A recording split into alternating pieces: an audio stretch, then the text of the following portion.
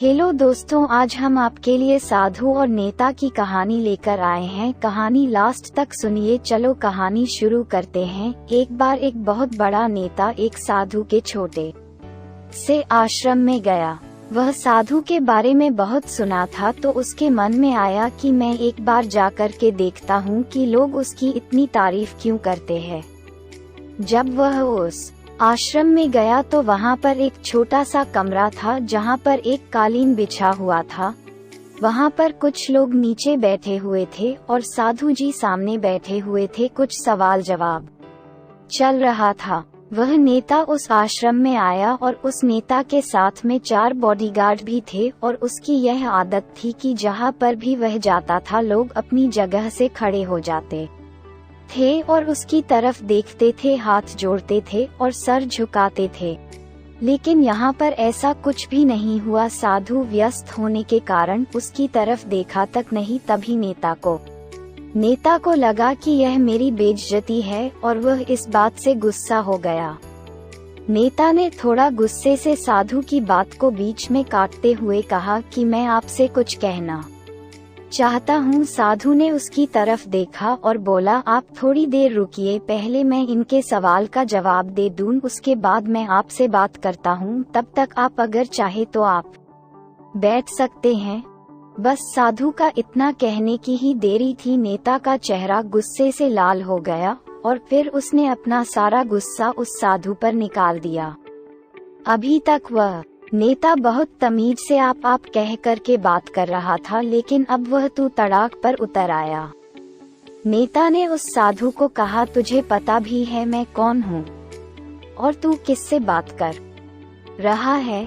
साधु ने उसकी तरफ देखा और कहा, मुझे इससे कोई फर्क नहीं पड़ता है कि आप कौन हैं, लेकिन आप जो कोई भी है, अगर आप चाहते हैं कि मैं आपके सवाल का जवाब दूं या आपसे बात करूं तो आपको कुछ देर रुकना होगा। और साधु की यह कहते हैं नेता गुस्से से पागल हो गया और वही सबके सामने चीखने चिल्लाने लग गया, अब मैं तुझे तेरी असली औकात दिखाऊंगा। तूने मुझसे पंगा ले करके ठीक नहीं किया, तुझे पता भी है मैं तेरे बारे में क्या सोचता हूँ। साधु ने फिर से नेता की तरफ देखा और बड़े ही प्रेम से कहा कि मुझे इससे कोई फर्क नहीं पड़ता कि आप मेरे बारे में क्या सोचते हैं, आप जो चाहे वह मेरे बारे में सोच सकते हैं। फिर नेता ने उससे कहा कि तू चाहे सुनना चाहता है या नहीं, लेकिन मैं तुझे यही सबके सामने बताऊंगा कि मैं तेरे बारे में क्या सोचता हूँ। तू कोई साधु नहीं है, तू एक बहुत ही घटिया इंसान है, तू एक ढोंगी है, पाखंडी है और यहाँ पर जितने भी लोग बैठे हैं उन सबको बेवकूफ बना रहा है। तेरा बस एक ही मकसद है, इन लोगों की जेब में जितना भी पैसा है वह सब तेरे पास में आ जाए। तू अपने फायदे के लिए इन लोगों का इस्तेमाल कर रहा है और अब मैं तुझे नहीं छोड़ने वाला हूँ।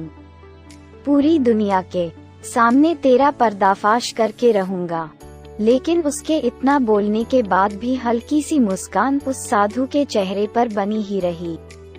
ये देखकर वह और भी तिलमिला गया और उसने कहा, अब बहुत हो गया, अब मैं यहाँ 1 मिनट भी नहीं रुकने वाला, लेकिन अभी भी तेरे पास मौका है। अगर मुझसे माफी मांगनी है या मुझसे कुछ कहना है तो कह सकते हो। इतना सब होने के बाद भी साधु के चेहरे पर एक मुस्कान थी और वह बिल्कुल शांत था। और फिर उन्होंने अपनी आंखें बंद करी और फिर साधु ने अपनी आंखें खोली, हाथ जोड़े और कहा कि मुझे आपसे कोई गिला शिकवा नहीं है।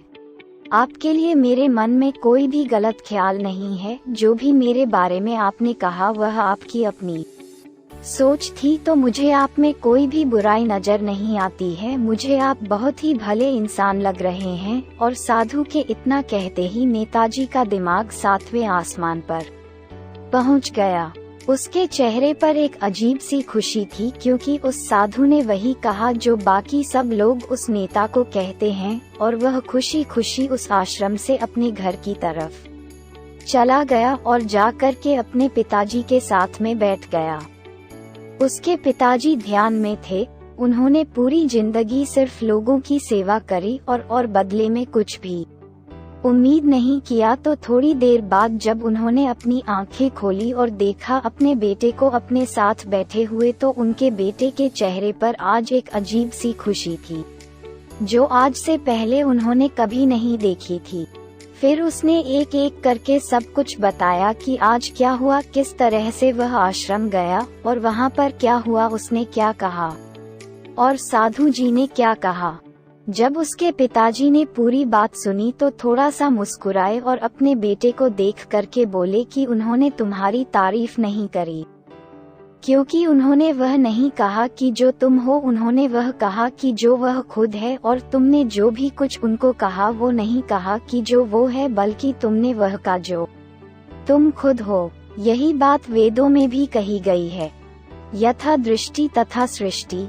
ये दुनिया तुम्हें वैसी नहीं दिखती जैसी ये दुनिया है, ये दुनिया वैसी दिखती है तुम्हें जैसे तुम खुद हो। जिसकी नज़र जैसी है उसके लिए ये दुनिया वैसी ही है। तो अगर तुम अपनी दुनिया को बदलना चाहते हो तो उसका सिर्फ एक तरीका है, अपनी नज़र को बदलो।